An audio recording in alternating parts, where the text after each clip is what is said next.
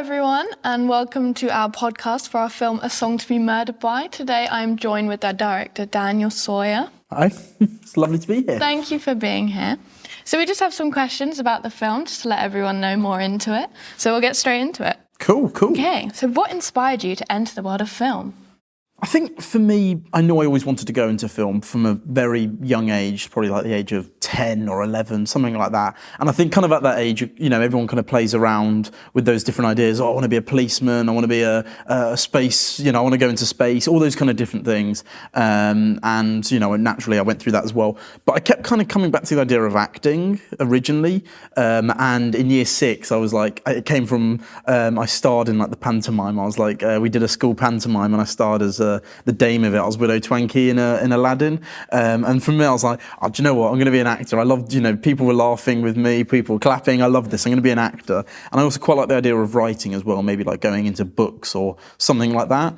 But then when I kind of got to like year 7, year 8, so like 10, 11 years old, I kind of really went, oh, well, my acting's a bit cringy, sort of thing. So I kind of moved away from that, and I thought, you know, I thought about that idea of films, and like, I've always kind of loved films, and so I was like, well, what if I went behind the camera? I like writing, and I started to hear about what this thing was, a director was called, and started figuring out what that kind of is. And so I was very much a case of, from that age, I was like, yes, do you know what? I want to be a film writer and a director. I want to tell these stories on a big scale. I want to try and bring these films to life. And like at the time, I was like, well, if you make it, there's a lot of money in it as well, which I was hoping to go for as well. And hopefully, you know, still can get that. But it was definitely in that kind of rooted in that idea of, you know, telling stories and things like that. Yeah, that sounds really nice and positive. Was there one movie or director that made you say, I want to do this? I think for me, there's two kind of inspirations, and like specific films don't entirely come to mind from that age. But for me, Spielberg as a director, I grew up with Indiana Jones, Jurassic Park, all those kind of things, which, you know, I just absolutely loved, and loved those kind of bringing those worlds to life. So for me, Spielberg from an early age, Steven Spielberg, was such a huge influence there. But for me as well, in terms of kind of why I kind of fell in love with films, I was very much exposed to a young age to a lot of Robin Williams films as well. And so a lot of his comedy and things like that, I absolutely loved, you know, like the original Jumanji, Hook, Mrs. Doubtfire, all those kind of films, as well as all the kind of stuff he did aimed at a younger audience. But like, I watched a lot of those films very early on, you know, it was amazing watching those like kind of films, and I love them so much. I think Robin Williams was probably the first like celebrity death that I kind of connected with and went, oh, that's actually really sad. And, you know, I kind of acknowledged that just because of that connection I had with him when I was really young. But I'd say those two were the main inspirations of where I found a love for film and why I wanted to go into it. Yeah, it's clear you've had a connection to film all your life, really, then. So for everyone who's watching, I thought we'd do like a breakdown of the crew just so everyone knows what kind of roles go into filmmaking. So if you could just summarise these roles. So first we'll go director.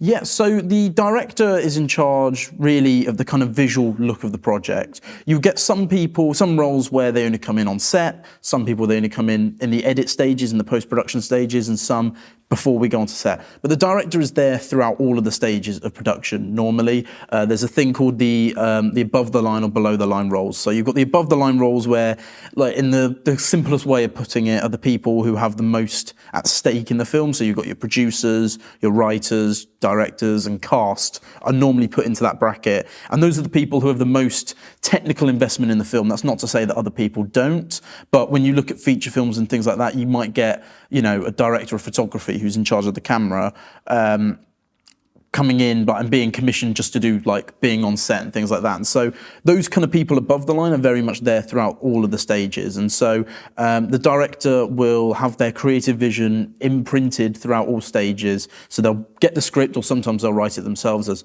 I've done, or we've done it for this film. And they'll take that script and then they'll go, well, how can I turn that into the film? And so they work with all the heads of departments to create that vision and bring that to life. And then they'll do things like oversee the edit as well. and then when it comes to distribution and marketing, they'll play a large role in that as well. So they're there for all the stages as well. On set and in the pre-production as well, they do a lot of work with the actors, and so they'll do the rehearsals with the actors, the blocking with the actors. They'll work heavily with the actors to bring out the best performances they can, to bring out those kind of best moments that when you start crying on, in the cinema from when you see a film, it's because of those actors you've seen. And so the director will work heavily with them to ensure that they bring out the best they can as well. So the director kind of plays a hand in all different roles on set, but their main kind of areas are there in facilitating that vision, bringing it to life, and also working with those actors. Yeah, it sounds like the director obviously has a very key role in the film, which is why there's so many notable directors. Moving on, could you give a summary of the role of the producer? Absolutely. So I think a big misconception, first of all, is that people think that producing is a very logistical role and that there's no creativity behind it. A good producer has that creativity side of things. So their job is to fundamentally make the film. And you get different kinds of producers. Executive producers tend to come from companies or bring in money and different things like that. But the producer is there to bring that film to life. So often they'll find a script, or they'll find a screenwriter and get them to make the script. They'll get in touch with the director and get them to start working together, and then all the other departments as well. And so they will bring that to life and bring that creative input as well, because obviously you're going to have the director and the writer who are like, well, I want to have 100 jets fly over and I want to have all this, and the producer's job is to go, I want to do that as well, and bring that creative vision to life, but also go, well, what can we realistically achieve? So raising the money, where can we get the finance and the funding for this film? Where can we film this? How can we achieve this? And so that's why I think that, a good producer has that creative input as well, because they have to support the film. They're going to be probably the first supporter of the film, of the writer or the director. They need to be their biggest supporter, sort of thing. And so they want to really bring that vision to life. And so in every stage of production, every part of the production, they'll be there to make it possible, run the day-to-day. Well, the first AD runs the day-to-day, as I think you might mention in a moment, but the producer handles the kind of bigger picture of the film, ensuring that film can happen to the best of its ability, really. Could you tell me more about the role of the cinematographer on a film? Yeah, absolutely. So kind of as it sounds, the cinematographer, or the director of photography, as they're often known on set, is responsible for bringing the visual look to life. So they'll often come on and they'll work with the director and the other departments to bring that vision to life. So they'll create shot lists, so break down the film into what every single shot will look like. Is it going to be a moving shot? We're going to, have a shot sweeping around a building, or is it going to be, a static shot? What angle are we doing it? How close in or how far back? And obviously, there's a vision to that as well. So obviously, with things like you're moving closer to show a dramatic moment, or you'll move further back for something maybe in a comedy.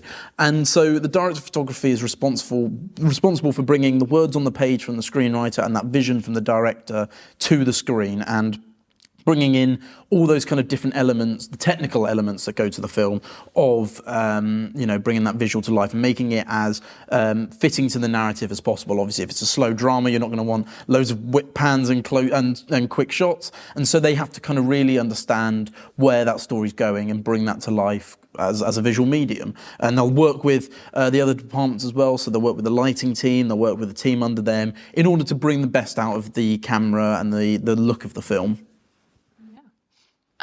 Could you summarise the role of a first AD, so the assistant to you? Absolutely. So, yeah, I think the thing is, what a lot of people, I think when you watch a film in cinemas and you'll see all the credits roll up, there's hundreds and hundreds of people. And so all of those people have a role as well. And so the first assistant director's job is to manage all of those crew on set. So their job is very much, so when I say about the producer handling the big kind of picture, the first AD comes in and goes, all right, well, what are we going to film on this day then? So, we've got to get through 4 scenes, or we've got to change at 2 locations, whatever. How are we going to achieve this? And so the first AD will work with the director and the director of photography normally, look at the shots and go, well, this is probably the best way of filming it. We've got this actor who has to go at 4 p.m. Let's film this stuff first. And so they'll be responsible for the scheduling and the breakdown of those kind of things, as well as a lot of the kind of different aspects in terms of, it's called a day of the days, where they write up how everything went. Did we get all the shots done in the day? So their job is to basically find time as well. And I think with a good first assistant director will negotiate kind of all the time. So, it's not a case of just going, right, you've got one take to do the shot. If you've not got it, we've got to move on, right? That's not what you want. You want someone who will come up to the director or to the director of photography and go, look, we've got half an hour. You can get this shot or you can get this shot, or trying to find as much time as possible as well. So cutting down on setup times and things like that, because your job as a first AD is to help the director, really. And you want them to be rolling cameras, filming for as long as possible. So you want to give them as much chance to do multiple takes or to get the coverage they want and things like that. And so your job really on set and in pre-production as well, because obviously that's where you'll kind of start planning all this thing, is finding that time for people and going, well, where can we get more time, or how can we make the most of the time we have on set to ensure that you have the best product possible? So it's not necessarily just like a cracking down the whip sort of thing, but it's also a thing of like, how can you bring out the best in everyone, while also managing the crew. So the first AD will be the first go-to point for all of the departments. They'll keep a tab on everyone. They'll know everything that's going on throughout the film. So they handle a lot of the logistics in that sense with the crew on set. So very much they kind of manage the crew so that the director and the creative roles on a film can kind of get on with their job and not have, 1,000 questions that don't need to be answered coming to me as a director or things like that. Yeah. Could you summarise the role of the production designer? Absolutely. So the production designer is, as you can imagine, designs the production. They're very much in charge of the visual aspect as well. So whereas the camera focuses on the technical visual look, so where the camera's positioned, things like that, the production designer focuses on what's in the scene. So, if you're in a room, what does that room look like? Have you got sofas in there? Have you got, plants and things like that? And it's not just a case of decorating a room or things like that. It's a case of bringing that vision to life.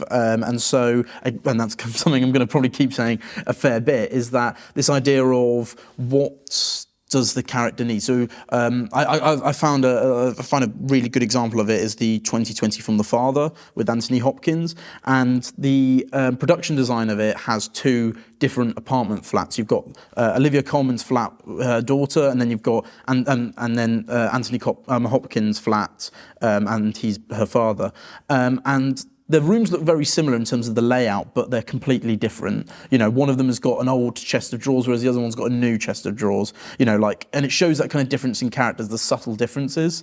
And I think that's a good sign of a production designer in a lot of cases, that their work blends in seamlessly. If you're trying to create a 60s world like we're trying to do, does it look 60s? Do you have posters that look 60s? Do you have things like that match the time? And so the job of the production designer is to bring that world to life, and to bring that vision to life as well. So if you've got a certain look you want to do, the production designer and their team will put that together, and it's something really fantastic to see when you see a really good kind of production design film and something where there's a lot of focus in that. And I think when you looked at films in the last couple of years, there's been some really good ones. When you look at obviously Barbie, Poor Things, the production design on both of those films as examples were both incredible.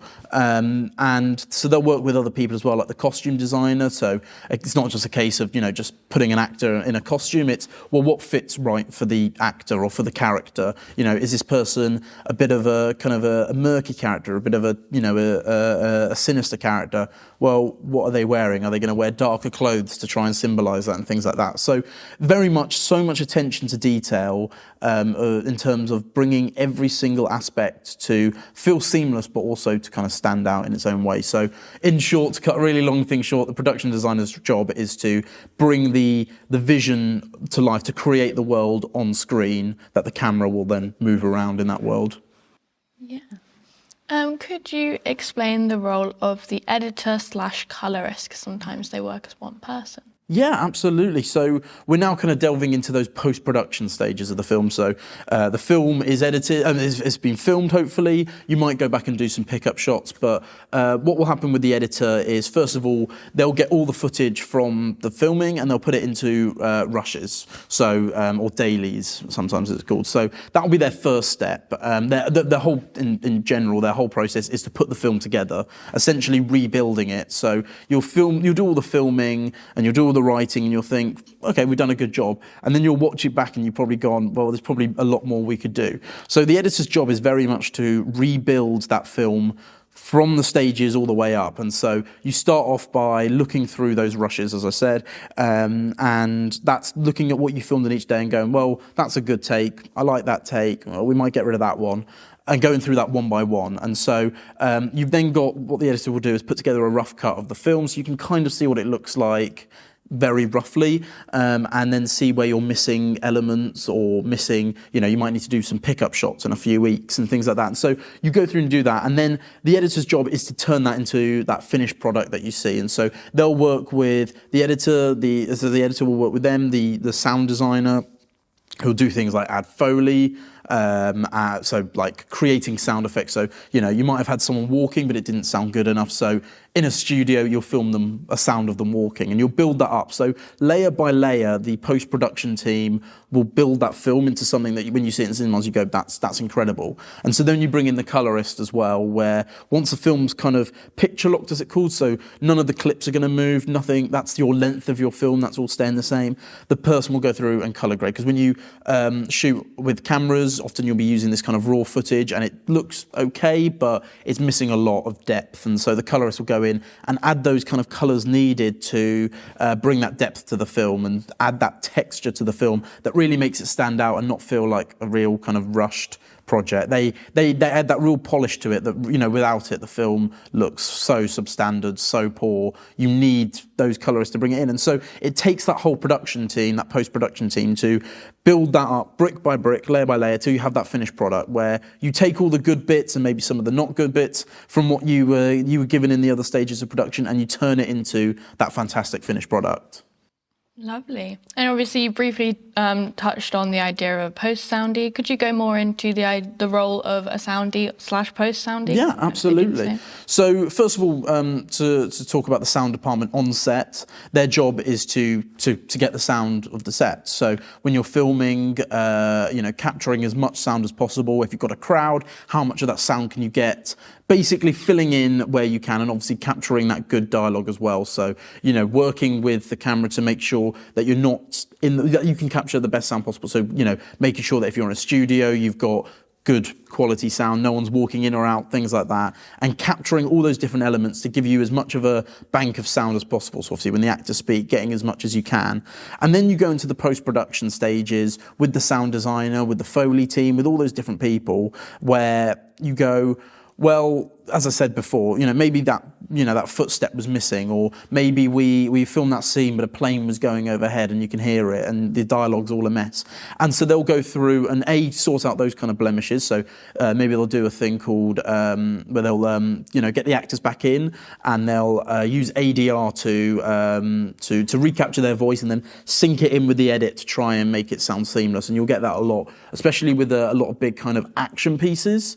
They'll use ADR, or they'll recapture the audio as a way to avoid any kind of bad sound you might have got on set, sort of thing, just because of the technical aspects of it. And so they'll go through and do that, but also they'll bring, when I say about bringing the vision to life as well, there's so much that you need to add in the sound that often you don't realise doesn't get captured on set. And so talking about the idea of Foley, especially when you've got like a fighting scene like we've got in our film, a lot of that you can't capture on set because the actor isn't actually going to get punched and you're not going to hear the oof as they get hit. And so you need to do that in post. You need to build those different layers in and all those different sounds. Maybe you're on a silent street because you've managed to close off the set, but you need all that sound of the streets. You need the cars going by. You need birds flying without it interrupting the on-set sound, and that gets added in post as well. So the post-production sound job, the sound designer's job, is to add that believability to the world. The production designer creates the world on camera. The sound designer creates it in the sound. Every single sound that you hear you have to believe that it makes sense in the world you're operating in. And so it's a very difficult job, but the people who do it are absolutely fantastic. Nice. I mean, yeah, everyone has such a big role. The last person we wanted to look into is the gaffer, who obviously works very closely with the cinematographer. Could you go more into that? Yeah. So the gaffer is the head of the lighting department, and so they'll work closely with the director of photography to design lighting plans for each and every scene, and especially when you're looking at interior scenes or things like that. Where are the lights going? And also they might work with the production design team as well if the lights are in camera. So obviously we're doing a film set in a nightclub. A lot of the lights can be on the stage or in the camera.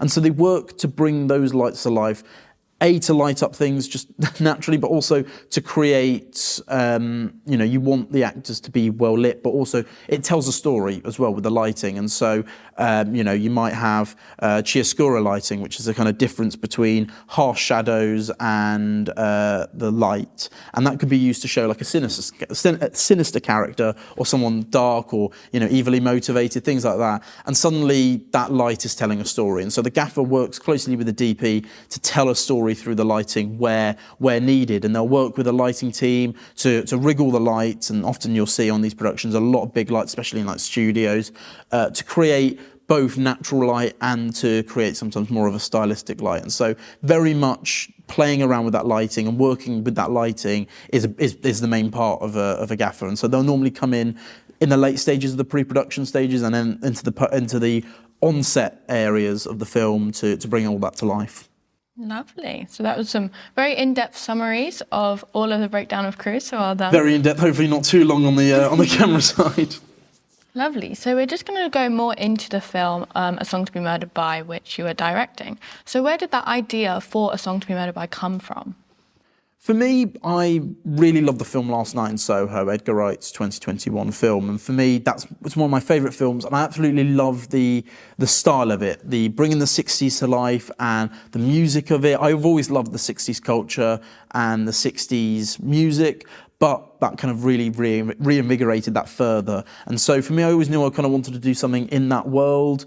I was playing around with a lot of different ideas when coming up with the idea to make this film, and I was like, well, maybe we could do it as a 60s heist film, or maybe we could do something like that. And I was getting very stuck on it. And obviously I've spoken to you prior about wanting to co-write with you whatever the idea would be in this 60s world, but there was that kind of stump of what it could be, or where we could go with it. And then it kind of hit me when I was walking to the shops and it was the pouring rain, it was awful conditions, and I was suddenly like, I've set this, I've thought about doing this film with a heist film, and I kept thinking about this singer on the stage and, making her a big part of this world building. But then I thought, well, I'm not really interested in this character I'm trying to create, because I feel like I'm trying to force in this almost timeless character that could make sense in the 60s or the present day in this heist character. And I went, well, surely the more interesting person in this film is the singer. I keep thinking about this singer, and I was like, well, what is she going to do? Like, what's she going to do for 15 minutes?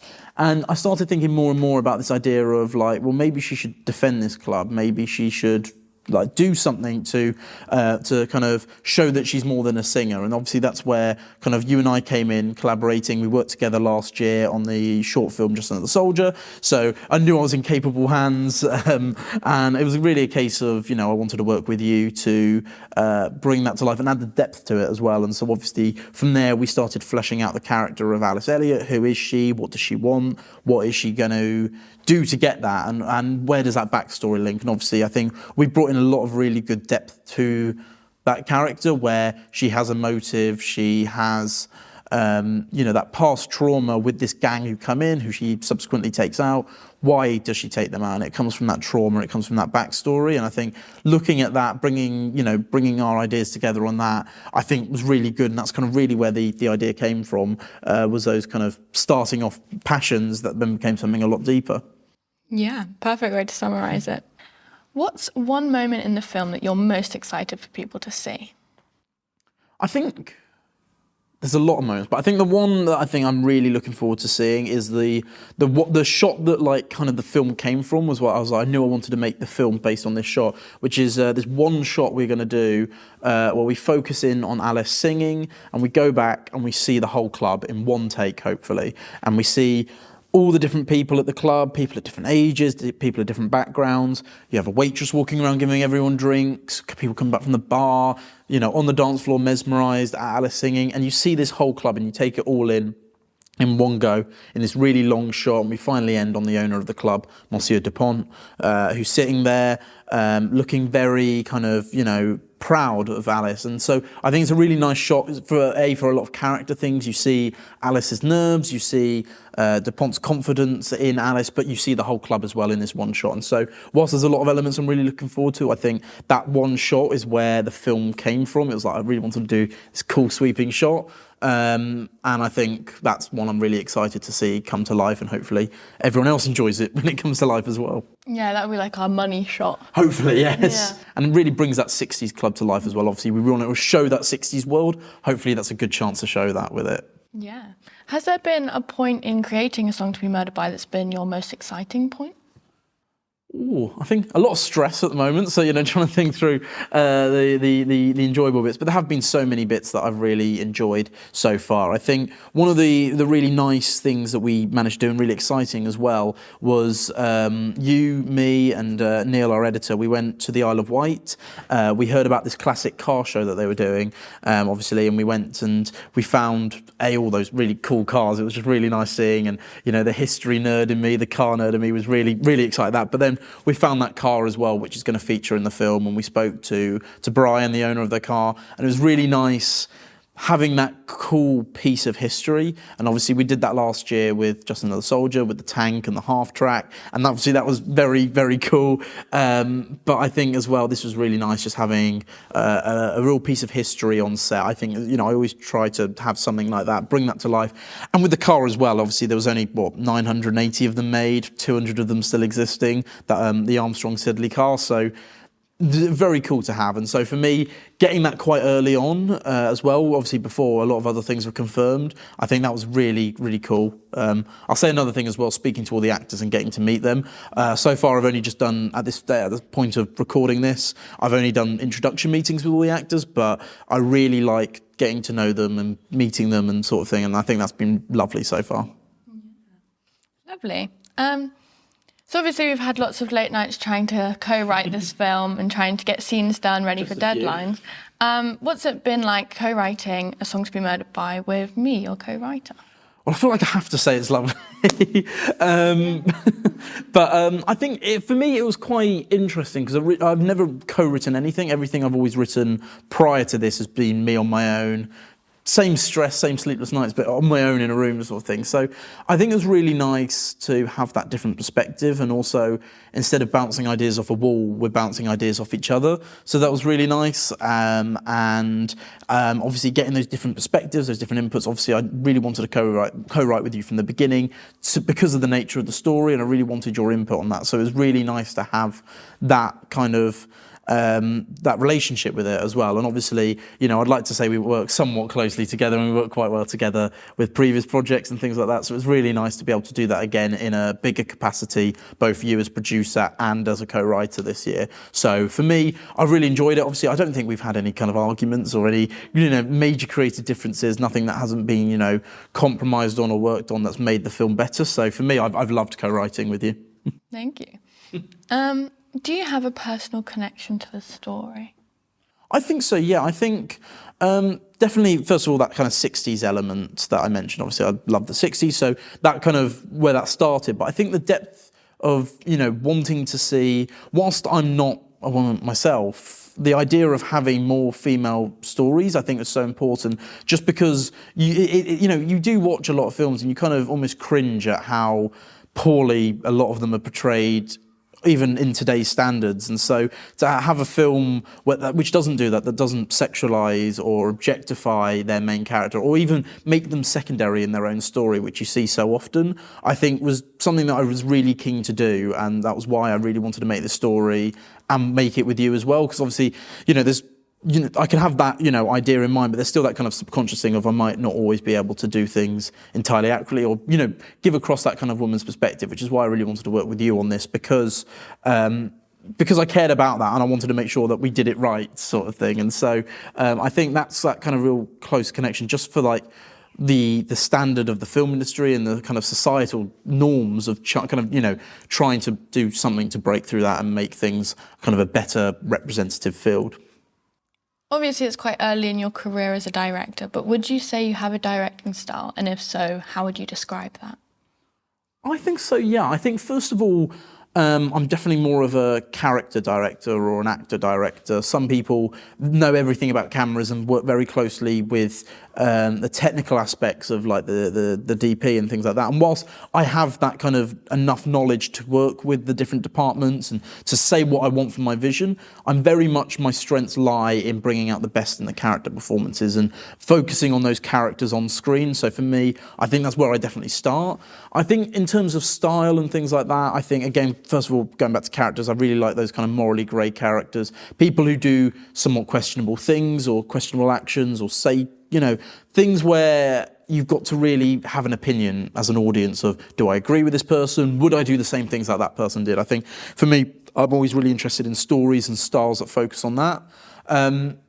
It's weird because Edgar Wright's one of my favourite directors, as I mentioned with Last Night in Soho, but my style doesn't really emulate him. I'm very much kind of looking back at like the kind of more older styles of filmmaking where you keep things slower, you keep things kind of very much with a smoothness and an elegance to it, so I think very much with my style bringing, I really like to have long takes of things or like lots of things going on in that scene. So I think in a kind of a short thing, I think that's kind of very much the style I would want to go with going forward. Do you have like a biggest lesson that you've learned about directing while being at university?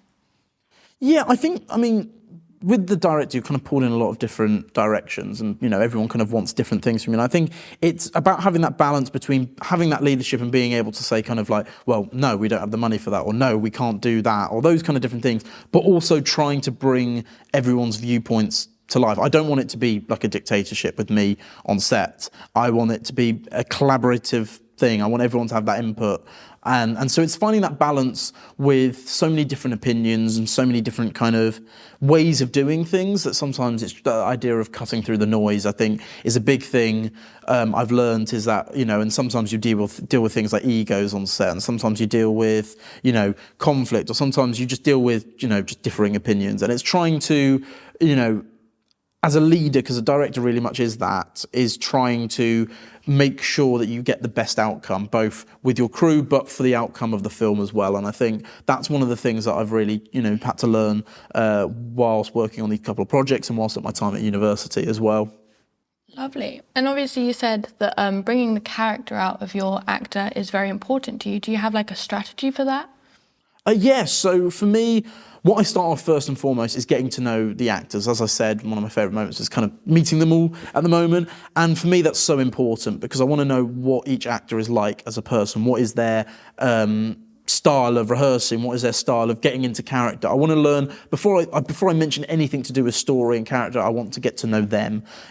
What are they like? What are their interests? What is their family like? Sort of thing. And I ask all these questions almost to get on like a friend level with them because I want for them to trust me and I want to be able to trust them as well. And I feel like getting onto that kind of level as early as possible really helps the rest of the process. And obviously you're working in quite a close proximity with them as well. So it's really nice to have that relationship as well. From there, I focus a lot on the characters. For me, I believe a lot of what an actor does comes from the character.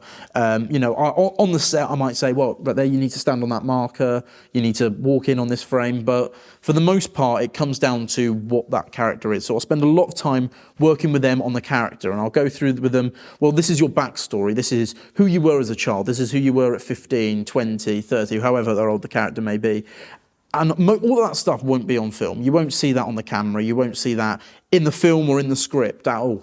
But the actor will know that. If you have a character who fought in the war 10 years ago, maybe they're walking with a slight limp now because they got injured in the war. Those kind of things you don't need to mention, but the actor will bring to life in their character. And for me, that's always something that I work a lot to do, both in the rehearsals, but also just talking to them, making sure that the actors know about the characters inside and out. I could ask them anything about this character and they'll go, well, yeah, that's this is this. And they know the answers to it. They embody that person. And I think when you do that, it becomes very easy to bring out the performances you want because they find that connection to the character. And, if it's a father and son film, maybe this actor has a son or a child themselves, and suddenly they find that personal connection as well from me getting to know them, but then also bringing that character to life. So I think most of the work is done in that character study, that character profile, so that when you come onto set and when you rehearse, it's a case of, right, well, I need you to sit on that chair,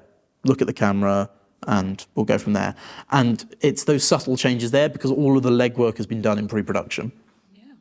Yeah, it's clear that you have very emotion memory based and show not tell kind of yes, absolutely. approach to it. So why do you want to tell the stories that you do? Because obviously Just Another Soldier and A Song to Be Murdered By are very different.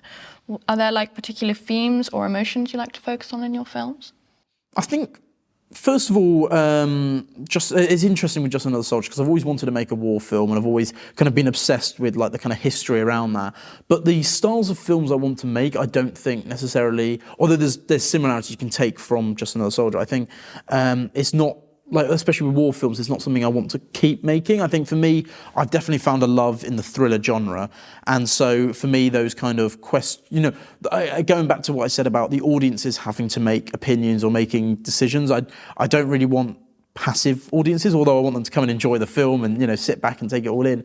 I want them to kind of go away going, well, did I agree with Alice killing all these gang members in our film, or with Ernest and Egon in Just Another Soldier? Well, would I have killed the German soldier if I had the chance, or would I have done this? Leaving going, would I have done the same actions as the character? So I think having those kind of themes of like that kind of morally grey, or like just like delving into those murky waters, I think I'm really interested in. We're making this film with gang members. I really like getting into the mindset of criminal characters or corrupt characters and going, well, what are they thinking of? How do they operate? Do they know they're in the wrong? Do they not know they're in the wrong? And I think all those kind of things I really find interesting when looking at characters and looking at themes of, alignment, basically. Lovely. And obviously Just Another Soldier was one of your first big films. Even though it was only a short, it had a very ambitious scale for a student project. Are there any lessons that you learned that you're going to bring into the process of A Song to Be Murdered By? Well, I can't really say don't go ambitious at this level because because we're going bigger with it. But I think that's it though. Like, we're at university and we're making a student film, and whilst we're not trying to make it as a student film, that's the safety net. And so I think there's that kind of daring to go with, try and be as ambitious with it. Try and do something that isn't safe, because you get very few opportunities to make your own film. Why not make the most of it, sort of thing? And so I think a lot of the kind of lessons come from that, is that whilst we've been thrown in the deep end with Jas and with this film, there's a lot of great things to take from it. So working with crew, I think, was a really great thing to learn. So with Just Another Soldier, we had a crew of about 20, 13 extras, 2 military vehicles and 3 actors. So a lot of different moving things and a lot of different things to try and operate with. With this film, obviously we're going bigger. I think we're at about 37, 38 crew members, and we're aiming for, somewhere between 50 to 100 extras. So the scale of it has gone, and obviously that has gone up, and the actors have increased and the scale has increased. And so I think diving into those deep waters and managing different departments with a crew, yes, it's scary, yes, it's daunting, but I've learned so much that has put me, I think, in a better position going forward in my career, because I've kind of we've dared to work with those bigger crews and put those kind of things in. I think you learn a lot about how a lot of different people work and what different departments need, and how to kind of direct and divert your time where necessary to those different things. So I think that's a big thing that I've learned as well. But obviously learning, maybe almost like a negative thing, the more bigger you go, the bigger the scale, the bigger the ambition, the more work you've got to put in. And obviously you talk about those sleepless nights with the writing. That's not just the writing, is it? It's every stage of the production. But I think I think you learn a lot about finding that work-life balance as well, or still learning to try and find that work-life balance. But I've loved those experiences from this film so far and the film last year. Lovely. And where do you see yourself going as a filmmaker after this project? Because obviously we're in final year of uni, so we won't have university anymore. What do you want to do next, if you have any ideas? Well, we've talked about this at length, and we see A Song to Be Murdered By being a feature film, and we'd love for it to be a feature film. The goal is to try and pitch it to companies and make it as a feature film, or just try and make it ourselves. If we can somehow find the finance for it, maybe. But, I think there's definitely more to tell with the story and there's more to expand upon that we're both really keen to do, and as is the rest of the crew as well. I think, obviously, knowing that that's quite difficult to do, that might not be a case of that happens immediately, although, there's still the idea of trying. I think I'm definitely going to direct some small things after this project, just to kind of keep the idea of working as a writer-director, small scale, finally contemporary, finally something set in the modern day, I imagine, and just make some small kind of projects there with a lot of the same crew as well. And then after that, try and really get that foot in the door in the industry. So try and pull on some connections that I might be able to have and go, can I get some work? And just try and kind of get that foot in the door in the industry. I'd love to kind of, as a first step, become a full-time filmmaker, so not relying on another part-time job or things like that, but trying to consistently find work in the industry, work my way up to obviously being a writer and a director, and hopefully somewhere down the line have my name at the top of those credits and then in the cinema. Lovely. And I think I already know this answer, but if you could collaborate with anyone in our industry, who would it be and why? Oh, well, there's a lot of people. I think, obviously, the person you're probably thinking of is the great Sir Michael Caine. He is such a phenomenal actor, and he's one that I've grown up with as well for a fair bit of time. And so, for me, I absolutely love his work as an actor. I think he's simply incredible and one of, the best of British actors, sort of thing.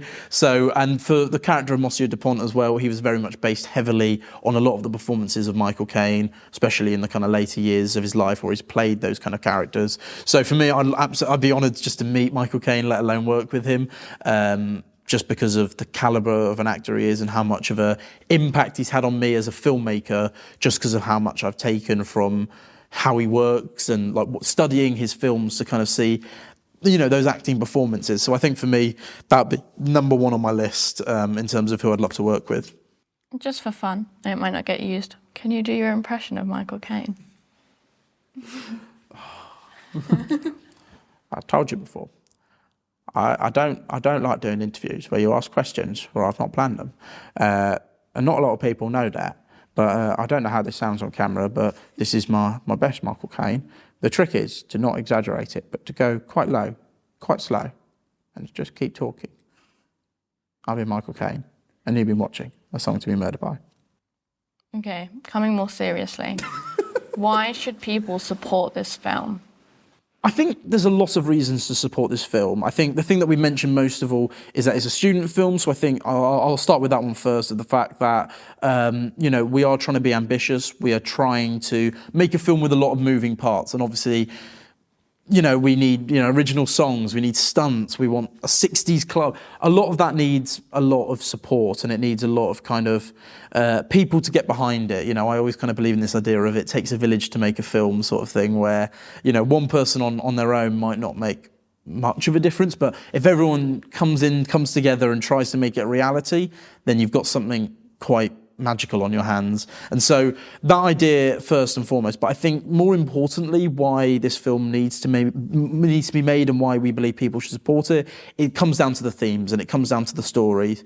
First of all, we deal with a lot of kind of sensitive topics involving trauma, and whilst this is very much like a kind of a fictionalized, revenge story, a justice story, almost a bit like Kill Bill, I think, if the camera picks it up, we've got it up there, where Alice gets the justice she deserves for the trauma that she was given in her past. Now, obviously, we're not saying to do that in present day circumstances, but this is kind of a fictional way of what if someone could get the justice they wanted. But when you take that away, when you take away those kind of elements of the story, you've got someone dealing with a lot of trauma, and you've got someone trying to break generational trauma from what they saw, from how their mum was treated, from how women were treated as well as a general thing. Alice's mother in the film is not necessarily a catalyst, but she's a microcosm for what society in general looks at for women. And so this is something that we wanted to create, as I mentioned before, about creating a character who wasn't sexualized or objectified. We want to create someone who was a role model or was empowering for women,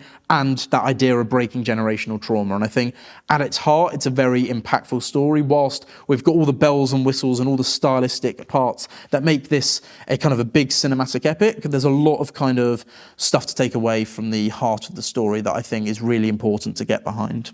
Yeah, and to summarise, if you could put it in a nice short sentence, what do you want people to take away from this film? You can't always deal with what life's given to you, but you can choose how you act from it. And that's what we really get from Alice throughout this film. Lovely. So thank you for joining us Thank on you for our having podcast me. and giving everyone an insight into the process of A Song to Be Murdered By and just a little bit more information. Is there any last words you'd like to say? No, thank you all for listening to me ramble on. Hopefully it was insightful to you guys as well. And please do keep in touch and check out all the updates with A Song to Be Murdered By as we progress and as we go on to hopefully release it in the new year at some point. Yeah. And follow all of our socials, which are all A Song to Be Murdered By. Thank you. Thank you.